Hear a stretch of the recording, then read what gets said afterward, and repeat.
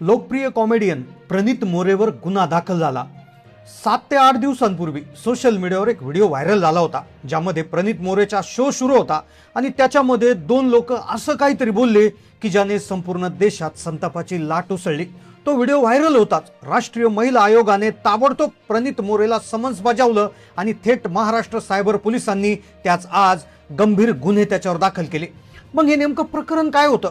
कारण की यात फक्त प्रणित मोरे नाही तर एक महिला डॉक्टर सेजल पवार, एक खाजगी कंपनीत काम करणारा हिमांशू जांगरा याच्यावर देखील गुन्हा दाखल झाला आहे। या संपूर्ण वादामागे 2च गोष्टी होत्या ज्याची चर्चा आजही सुरू आहे।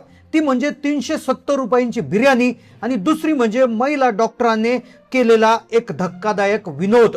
आता या दोन्ही गोष्टी सोशल मीडियावर प्रचंड वादाच्या भोवऱ्यात पडल्या। त्या डॉक्टरने तर तिचे शिकत असताना एक असा किस्सा सांगितला की ज्याने तात्पुरती लोक हसली, पण अक्षरशः माणुसकीला काळीमा फासला। मग नेमकं ते प्रकरण काय होतं? एका विनोदाने का प्रणित मोरेवर असंख्य गुन्हे दाखल झाले? आता खरं तर लोकांना प्रश्न पडला होता की हा प्रणित मोरेने नेमकं असं काय केलं? हा नेमकं कोण आहे? तो कुठून आलाय? त्याची पार्श्वभूमी काय? त्या महिला डॉक्टरने असा काय विनोद केला की ज्यामुळे अक्षरशः वैद्यकीय पेशाला काळीमा फासला गेला? प्रणित मोरेवर नेमकं कोणते गुन्हे दाखल झालेले आहेत? काय आहे या प्रकरणाचं सत्य? चला जाणून घेऊया आजच्या या सविस्तर रिपोर्टमधून। आता हे प्रकरण प्रणित मोरे या कॉमेडियनचं हे आज घडलेलं नाहीये, तर याची पाळंमुळं जाणून घेण्यासाठी आपल्याला प्रणित मोरे कोण आहे हे सगळ्यात आधी जाणून घ्यावं लागेल। प्रणित मोरे हा मूळचा मुंबई पुण्याचा एक उदयोन्मुख स्टँडअप कॉमेडियन। सुरुवातीच्या काळात तो छोट्या छोट्या कॅफेमध्ये ओपन माईक गॅदरिंगमध्ये जाऊन आपली कॉमेडी कला सादर करायचा। डिजिटल युगात जेव्हा सोशल मीडियाचा प्रभाव वाढला तेव्हा त्याने आपले छोटे व्हिडिओ रील्स माध्यमातून लोकांपर्यंत पोहोचवायला सुरुवात केली। पण प्रणित मोरेला खरी ओळख तेव्हा मिळाली जेव्हा तो एका लोकप्रिय रियालिटी शो मध्ये म्हणजेच बिग बॉस मराठीमध्ये गेला। काही काळापूर्वी तो बिग बॉसच्या घरामध्ये स्पर्धक म्हणून गेला होता आणि तिथूनच त्याची ओळख महाराष्ट्रातील आणि देशातील सगळ्या लोकांपर्यंत पोहोचली। बिग बॉसच्या घरातून बाहेर पडल्यानंतर त्याच्या चाहत्यांचा आकडा झपाट्याने वाढला। त्याची शोची तिकीट हातोहात विकली जाऊ लागली। त्याचे शोज देशभरात फेमस झाले।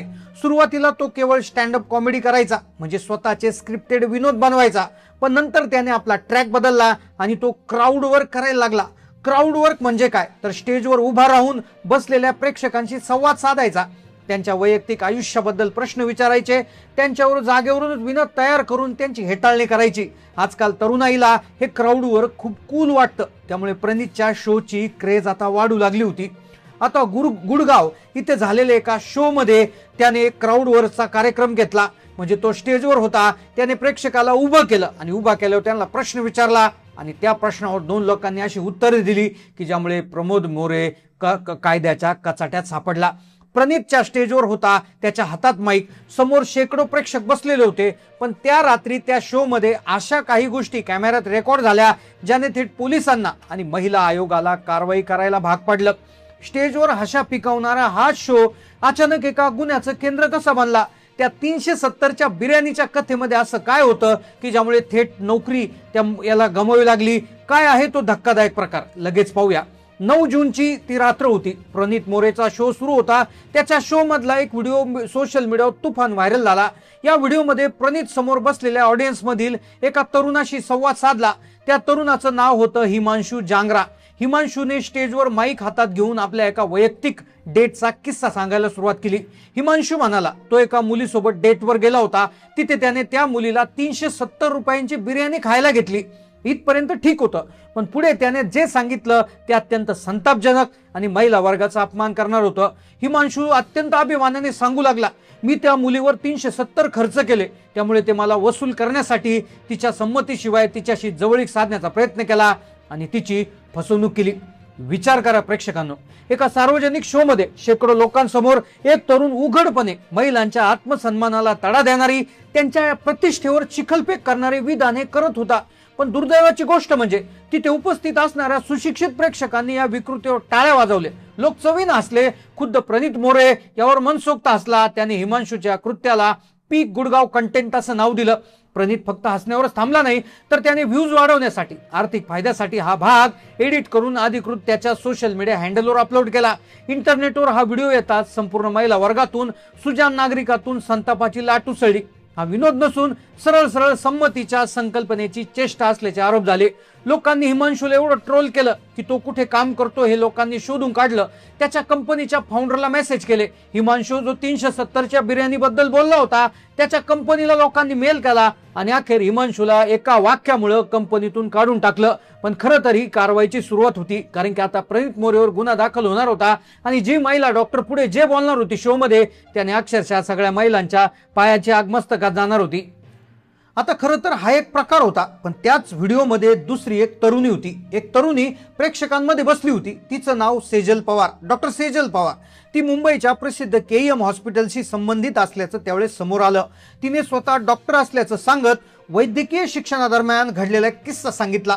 वैद्यकीय शिक्षणामध्ये विद्यार्थ्यांच्या अभ्यासासाठी जे मानवी शरीर दान केले जातात, ज्याला वैद्यकीय भाषेमध्ये एक विशेष शब्द म्हणतात, तर त्या देहांविषयी तिने अत्यंत आक्षेपार्ह टिप्पणी केली.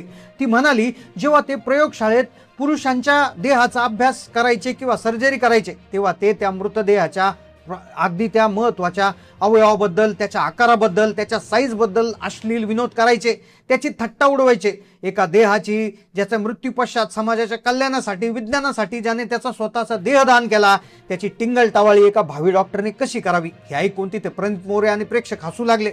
हा व्हिडिओ समोर आल्यावर वैद्यकीय क्षेत्रातून सगळ्या स्तरातून निषेध नोंदवण्यात आला. मानवी देहाचा आणि त्याचा प्रतिष्ठेचा घोर अपमान. केईएमच्या प्रशासनाने तात्काळ दखल घेतली. ती महिला त्या केईएमचा भाग नसली तरी तिच्यावर एक समिती नेमण्यात आली. आता अखेर सेजल पवारने रडत रडत माफीचा व्हिडिओ जारी केला, पण कायद्याच्या कचाटीतून सुटणं अशक्य होतं.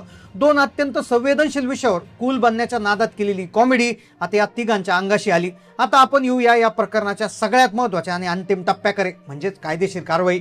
या संपूर्ण प्रकरणात 11 जून रोजी महिला आयोगाने स्वतःहून दखल घेतली. महिला आयोगाच्या अध्यक्षा विजया रहाटकर यांनी थेट हरियाणाच्या पोलीस महासंचालकांना आदेश दिले आहेत की महिलांच्या प्रतिष्ठेचं हनन करणाऱ्या या व्हिडिओची कसून चौकशी करून एका आठवड्याच्या आत अहवाल सादर करावा. इतकंच नाही तर आगामी 22 जून रोजी 4 वाजता महिला आयोगासमोर प्रणित मोरे आणि हिमांशू जांगरा यांना वैयक्तिकरित्या हजर राहण्याचे कडक समन्स बजावण्यात आले.